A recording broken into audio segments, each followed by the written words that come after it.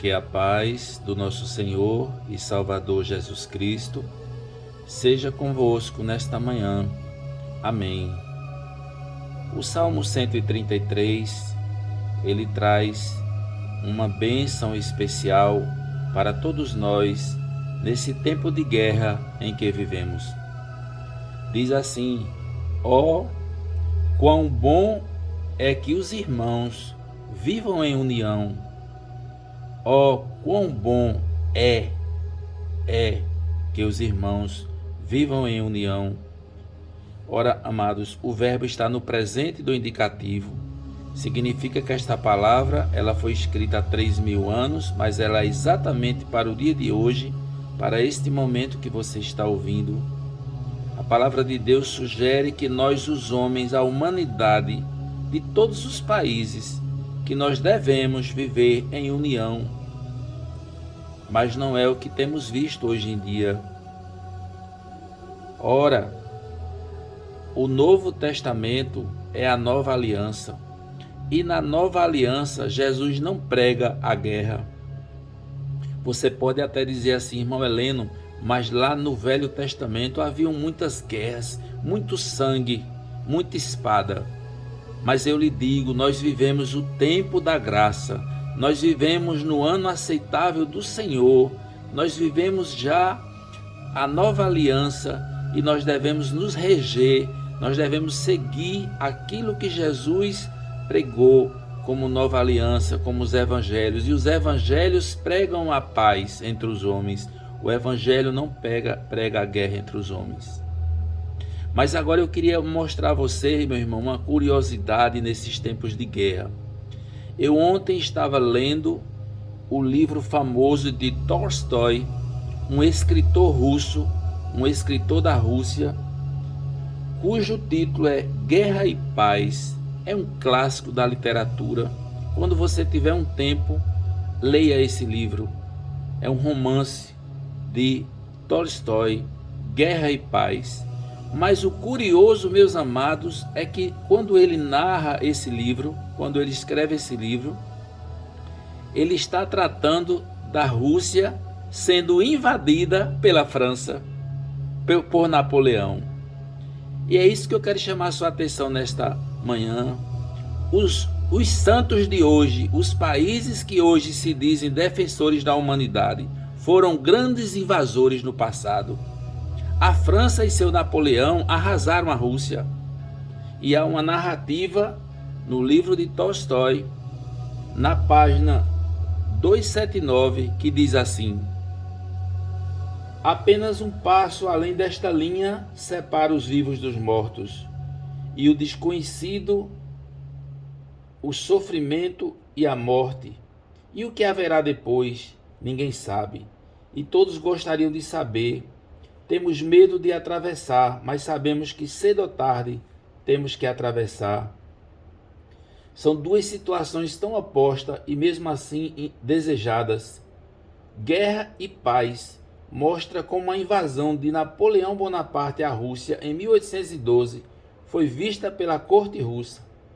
O livro é bem interessante ao retratar a sociedade russa com suas festas pomposas, com os seus contrastes entre miséria do povo e aristocracia, com o horror e a idolatria a Napoleão, que naquela época era indesejado e invasor. Pois é, meus amados, a França, que hoje aparece na mídia como a salvadora da pátria, ela era a Rússia do passado. Os ingleses, tão maravilhosos, tão bonzinhos, eles invadiram não sei quantos países. Até pouco tempo eles tinham domínio sobre a Índia. Então, meus amados, aí nós vamos encontrar os Estados Unidos, que são invasores também. Nós vamos encontrar na história a Espanha, que é invasora. Nós vamos encontrar os holandeses que invadiram Pernambuco, invadiram o Brasil. Então nós vivemos numa época em que parece que a história está esquecida. Não há bons nem há maus. Quando há guerra, todos são maus, porque Jesus não pregou a guerra. E assim nós vivemos, amados. Jesus nos orienta a ter paz. Mas nós agora vivemos num mundo de guerra. São as guerras entre os países, são as guerras entre irmãos. Nós guerreamos até pelo time de futebol. Nós guerreamos até para saber qual é a igreja que é mais perfeita. Nós guerreamos no ambiente de trabalho. Nós guerreamos no trânsito. Nós não temos paz no trânsito, nós guerreamos no trânsito. Não há união em canto nenhum. Nas redes sociais, a vaidade permeia, né? E não há paz, é guerra. É guerra para ver quem é que tem mais seguidores. É guerra para saber quem é melhor, se Bolsonaro ou Lula. É guerra, é guerra. Vivemos num mundo de guerra. Até entre as famílias existem guerras. Guerras silenciosas, sabe? Guerras que você não ouve o que tem que ouvir, nem fala o que tem que falar. Então nós vivemos num mundo de homens e mulheres em guerra. Mas não foi isso que Jesus, nos evangelhos, nos orientou e nos ajudou. Para sermos felizes, é preciso vivermos em paz. Porque se não vivermos em paz, não seremos abençoados. E hoje, o que se vê é que ninguém quer agradar a Deus, porque esse Salmo 133, no versículo 1, diz que para agradar a Deus é bom que os irmãos vivam em união. E diz depois que essa união é como o orvalho do Hermon.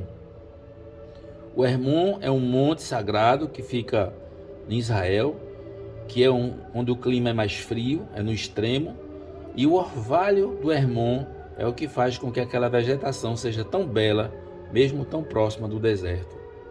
Então, o orvalho do Hermon traz bênçãos para o povo, e a paz, a união entre irmãos, traz bem para os povos. Mas o que a gente vê, como eu falei, é que hoje quem está invadindo já foi invadido. Que quem está defendendo A ou B já foi invasor. E parece que a gente viveu 2 a 3 mil anos de história e o homem não mudou em nada. Nós não mudamos em nada, meus irmãos. Somos aqueles mesmos homens e mulheres do livro de Eclesiastes, cheio de vaidades, sofredores. Nós somos uma humanidade que não evoluiu. Podemos ter celulares maravilhosos, celulares de última geração, podemos ter tudo que no passado não tinha, mas isso não é humanidade, isso é tecnologia. E lá no fundo o que nós somos homens e mulheres que não cresceram, não praticam a palavra, não ouvem a Deus e vivemos desta forma, as guerras se sucedendo. Já fizemos até guerra santa. Quando e quando Jesus estabeleceu uma guerra santa? Quando foi que Jesus pregou guerra? Jesus pregou a paz. No momento final, quando ele estava subindo para os céus, as últimas palavras de Jesus é: eu vos deixo a paz, a minha paz vos dou. Jesus não disse: eu vou deixar para vocês um tanque de guerra, uma metralhadora boa, um avião carregado de míssil. Jesus disse: eu vou deixar para vocês a paz. Oh, meu Deus, faz esses homens líderes entenderem que o caminho da guerra é o pior dos caminhos.